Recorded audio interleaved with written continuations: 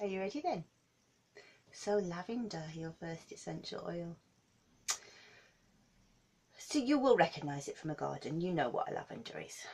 Sometimes it can have beautiful pink flowers or blue flowers, white flowers, but usually purple flowers. And funnily enough, it just so happens that concealed about my person, I have some lavender oil, some lavender. I'm getting a bit thirsty actually. So this is my purple one.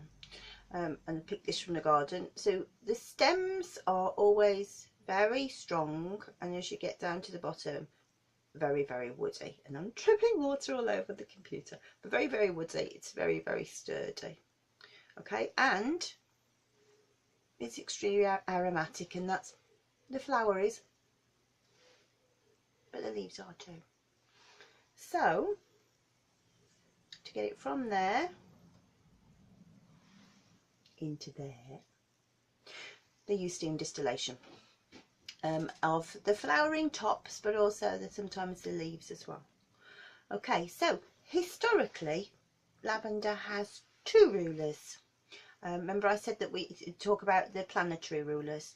It's unusual, but sometimes they have two, or in the case of myrrh they have three rulers. So the two rulers are Mercury and air. Now most of both of these are given to plants that convey some kind of lightness of thought, but also communication. Mercury is very much about communication. It's also referred to as a masculine plant. It has a masculine energy about it, and sometimes you might hear me refer to it as he, but actually on the flowers there are both male and female flowers, and that's how it pollinates. Okay, so lavender is one of the most ancient medicines that we've got. The name lavender means to wash. It comes from the Latin name lave, to wash. And Romans and Greeks both used it extensively for washing, so cleaning themselves, cleaning their properties, so doing, you know, housework, washing their clothes, to scent their clothes. So yeah, lave. And it's what's called a polyvalent, and that's an ancient Greek terminology that we still use today. And polyvalent means it's active against many pathogens, and that's absolutely true. It really is. So it's native to the Mediterranean Sea, to southern Europe, to northeast Africa and Middle Eastern countries. That's originally where it comes from, but clearly I've picked that in my garden in the middle of Shropshire, so it's everywhere now, isn't it? But originally Mediterranean. There are about 30 different species of lavender. There are dozens of subspecies and literally hundreds of thousands of cultivars and hybrids. They can range from being 9 inches tall to around about 3 feet. So we're going to use the word chemotypes now. Chemotypes I should use a lot. It's quite one of my favourite terms. Chemotypes means different subspecies or categories of a plant. So the one that we use mainly in aromatherapy, you hopefully will be able to read on the back, is Lavandula angustifolia, and that's been particularly made difficult for me because normally you would see that in small case letters, that's in capitals, which does look very lovely, but if it's in small case it should be large L, small a on angustifolia, and you would see them in italics. So that's the correct way. Now Lavandula is the genus it comes from, angustifolia is its particular subspecies. Now when I qualified, when dinosaurs roamed the earth, we called this Lavandula officinalis or Lavandula vera. Now Lavandula vera means true lavender, and quite often you'll hear people talking about true lavender. In fact, I wrote an article for a Hungarian magazine recently that was translated into Hungarian about true lavender. So Lavandula vera, but we call it angustifolia now. You might also see chemotypes of Lavandula stoicas. You can find essential oils of Lavandula stoicas. In fact, you can find essential oils of all of these ones that we're talking about. This has a greenish grey foliage, so obviously our angustifolia, just looking at it again, is green. Stoicas is more grey.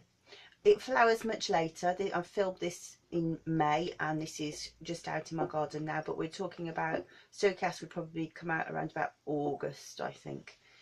And it has a very, very deliciously strong fragrance. It's nowhere near such an easy oil to use. As a learner, I would say stay away from Stochas. Lavandula latifolia. Now, you'll see that if you go to the chemist, to the pharmacist, he will potentially have some essential oils stashed behind his counter, and usually he will have spike lavender. It's a Mediterranean grass-like lavender, and it's very, very high in a chemical constituent called ketones. We'll talk about that extensively when we get to the chemistry, but ketones have contraindications for diabetics, epileptics, and anybody who has any kind of sort of delusionary problems. So I would say it's going to be cheaper to buy it from the pharmacist, but I would stay away from spike lavender at first until you get better at using it. The other thing is that when people have used it extensively, it started to give them quite bad headaches for a long period of time that are hard to get rid of, and also pains in their legs. So spike lavender is lovely. It does smell very, very lavendery, but I would say no, don't get touching that one, not yet anyway. Lavandula intermedia. Now you will see an oil called lavandin. I was thinking I've got one back there, but and this is lavandin. It's a hybrid of Lavandula angustifolia and this Lavandula latifolia, which is the spike lavender. And the reason why that they've been crossed is because they want to get this very, very strong fragrance that you get from the spike lavender, but the gentleness of the angustifolia, and they have achieved that, but it does still have higher ketones than the angustifolia. Why they did it was because they wanted to use it for soaps and things like that, and it obviously smells stronger in a product, but for therapy and just for ease, I would say go for angustifolia, just because it's the most widely used. Doesn't make it boring by any stretch of the imagination. It's the easiest one. So the main chemical constituents in an angustifolia are linalool and linylyl acetate, and again we'll talk about this more when we get to the chemistry.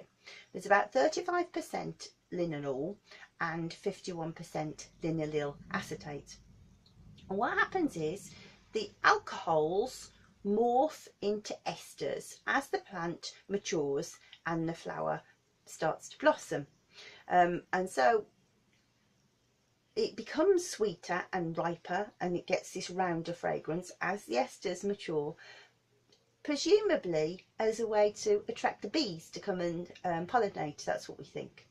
But linalool is a very, very sought after constituent. We'll talk about it more when we get to the basil lesson, because it is possibly more relevant there. But it performs very, very well as an antidepressant, but also as an anti-inflammatory. So in essence, if a farmer were brave enough, he could harvest the lavender earlier, before the flowers came out, and capture this high level of linalool before it started to morph and become this secondary metabolite of the linylyl acetate. However, as consumers, you and I want to open a bottle of oil and go, lavender, and it's the esters, that linylyl acetate, that's what we recognise. The chances are it wouldn't smell very much like a lavender yet, and it wouldn't sell very well. This is interesting, isn't it? So yeah, there's quite a lot for you to absorb there. I'm going to put some slides on the screen for you so that you can take your notes down, and then we'll be back in a minute to talk about some interesting stuff about brain scans.